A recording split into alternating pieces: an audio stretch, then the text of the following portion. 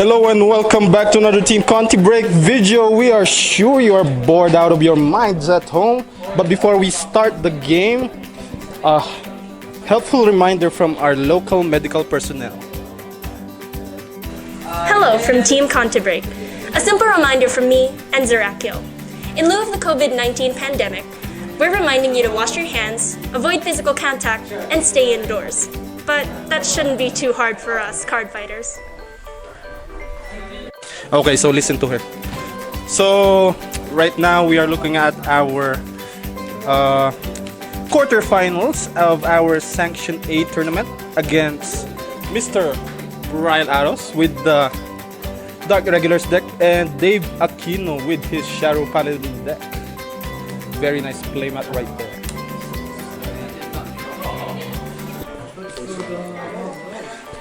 So looks like it continued during the pause, even though I told you not to. So Dark Irregulars went first. Quite helpful, especially against the re-standing Shadow Paladin deck with the Claret sword, but the early game rush. Just dealing 1 damage, that 5k will not gain enough power to hit the 8k Vanguard. 9k. Variant's hard leg will be in the soul right now. Looks like it was quite the slow game for both decks. Shadow Paladin now entering his grade 2 turn. Nice full, semi-full field. All those grade 1s will be going to the drop zone. How many grade 1s was put into the drop zone? 3? 2 grade 1s now into the drop zone. Semi-full field, just one more lane to fill. There it goes, grade 2. We'll use the ability to discard another grade 1 and gaining plus 10 and drawing a card, of course. Full field now, pushing the aggression early on, even though second to go. 10k attack is just a 5 guard, but will be taken. No damage trigger just yet. 20k. Very big, no trigger. A draw trigger will help him very much in that defensive turn, but is pushed into the 3 damage mark. Here we go. Dark Irregulars now entering his first grade 3 turn. What will he ride? Brufas, of course, gaining a protect marker. It will be the protect 1, of course, since it's shadow. It's not so enemy. Brufas will be activating its skill, getting 3 cards from the deck into the soul.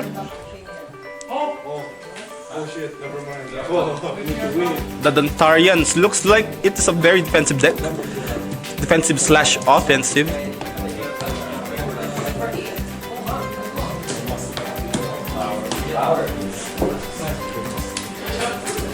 Will the Dark Irregulars be calling down his rear guards? No cards in the field right now compared to the Shadow Paladin, which has a full field.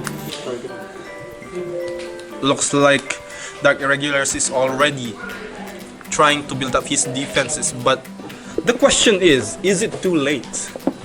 Being pushed to 3 damage so early on gives Shadow Paladin such an advantage. Oh, there's a chance, yes!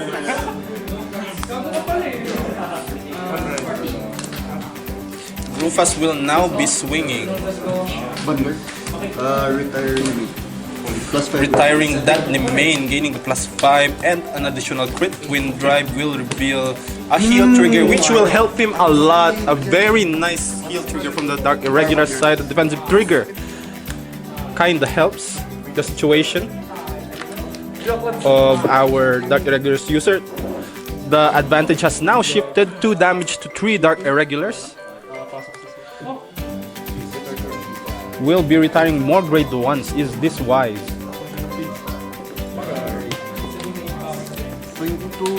Pangalan niya? Number of Terror? Number of Terror now swinging for 32. 22. Putting that rear guard. Pangalan niya? Emblem Master to the soul. And drawing 2 cards. Putting even more defensive options into the soul and into the hand. So looks like Dark Irregulars was able to build up his defensive turn very nicely, especially with that heal trigger. Gago ayaw. Very awkward turn now for Shadow Paladin. What will he do? Will he use, of course, the Force 2? Plus 10, Vanguard. Gaining plus 10 since it has milled just one grade 1. Thanks to, with the help of Dark Irregulars, he was able to get a lot of grade 1s into the drop zone. Plus 3, plus 3. And another one. I think that makes up the 7th one.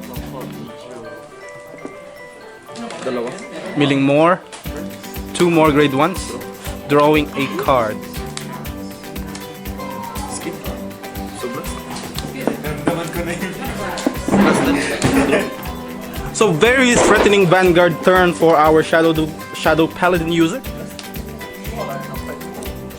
Using that Nimane to call a card 5k unit to the back of the rear guard that will again, I think, give him plus 3. Plus 3, plus 6 na to. So both units now gain plus 6. 23, 26, 26. 26k attack by the Vanguard with crit with that Force 2. Is able to withstand if he chooses to do it. 26 with crit will be taken right now. No offensive triggers from the Shadow Paladin side. 2 damage. Is there a defensive trigger? There's one at least. Looks like Claret will be using its skill, binding 7 cards from the drop zone and restanding. Only at 22k, that 26k Claret is able to gain. Get another attack. Oh, just a 23? Okay, 23. 23, 22. 20 guard will be a no pass. Drive check will reveal nothing, then 3 drive checks without a trigger. 10, 15, 18. 18k attack to the rear guard number of terror 20. will not be given.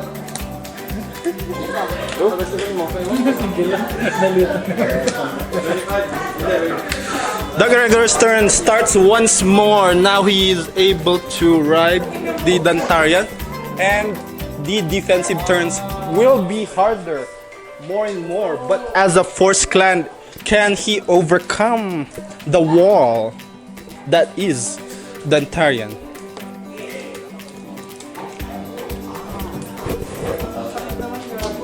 So 4 damage to 3 right now. Dark Irregulars Emblem Master will be copying itself, putting 2 cards, 2 Emblem Masters to the soul. That will be a very nice defensive card later for when it's Shadow Paladin's turn, since it is considered a 10k guard. And since 2 cards are put into the soul, those rear guards will be gaining plus 5 each for each card that was put in the soul, so that's plus 10. Not to mention, Emblem Master gains plus 5 from its own skill, so it's now a 24k. Power. 22, 19, 24. 12k attack is taken, twin drive, a heal trigger. Again, very nice trigger checks here from the Dark Irregular side. Even with that Force 2, Dantarian is relatively safe to take at least 1 attack. 24k hits barely. Is taken once more. Another defensive trigger from the Shadow Paladin's side. Compensation since he was not able to get the offensive drive check triggers. 28 will not hit, of course, with the defensive triggers, and Shadow Paladin now. Another Claret Sword Dragon will be getting that Force 2 once more to the rear guard.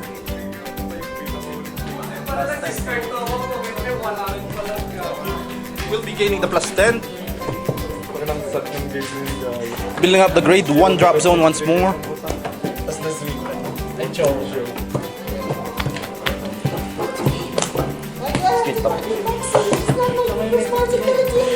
Top 3 milling a card.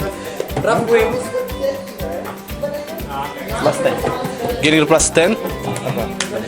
And the other card, which is Morion Spear Dragon. Morion Spear Dragon, will be going to the hand.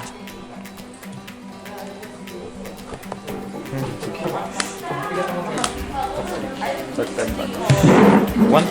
Doing the skill once more. CB. Milling cards, but looks like there was only just one grade 1. Is it enough? Does he have the 7 cards that he needs right now? Another Morion Spear.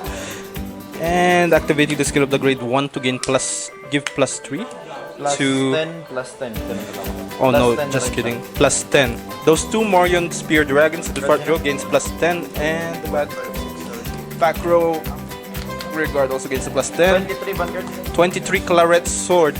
Now attacking for 23k, an easy protect marker from the Dark Irregular side. We will now be witnessing how the Dantarian deck will be outpacing the Claret Sword. However, there is a chance that the offensive turn can provide an OTK, which is enough to kill him. So binding 7 cards, activating skill, restanding again. 7 cards, 14 cards now in the bind zone. 23k attack. Twin Drive, just 3 cards left in the deck. All Dark Irregulars needs to do is actually survive. Holy. Oh yeah, just 1 drive check. Heal trigger once more. But even with that heal trigger, Vanguard. Shadow Paladin is facing danger. 23. Doesn't even need to deal that 6 damage right now. 33. Very big lane. 15, 25. 35. 35k attack to the Vanguard, just 1 damage. Will take that. No defensive trigger from the Dark Irregular side. Another very big attack will be an easy Sentinel. Now it's time for the Dantarian turn. Looks like he was not able to showcase his soul defenses. But with just 2 cards left in deck for the Shadow Paladin side, this should be game, set, and match.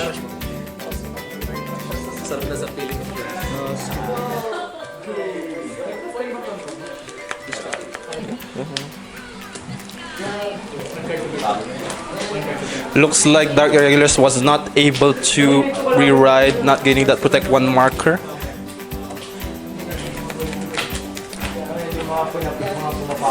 No soul charge just yet, so those rear guards are relatively small. Although that is not the focus right now. Looks like your offensive turn really bit you in the back. 12k attack, 1 to pass does not matter, no. 2 to pass. No, pass ko na lang. Oh, looks like there was a misdeclaration. That was actually a no pass. Power. Looks like the Succubus will be gaining the power and the Terror will be gaining the crit. So that is actually attacking with no crit. Easy guard.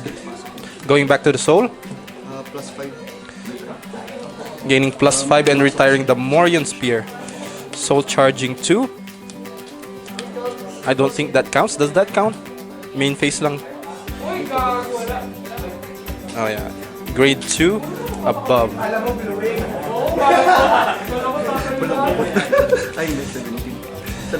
Number of terror will be swinging for 17k. Oh, very sad turn now for the Shadow Paladin user. What can he do? He has 1 Force 2 marker on the side. And checking the top deck. Is that enough? But with the soul built up for the Dantarian side, I don't think this game will be going anywhere. Dark Irregulars is able to out-sustain the Shadow Paladin, and because of the aggressive milling, forcing the early game play, which is really not his choice, he was able to claim the game via deck out. Congratulations to Mr. Brian Alos, winning that deck in the most unconventional manner. Thank you very much. Watch our next video and stay at home. Tapos nag-kill ka din siya Damn it. dalawang beses.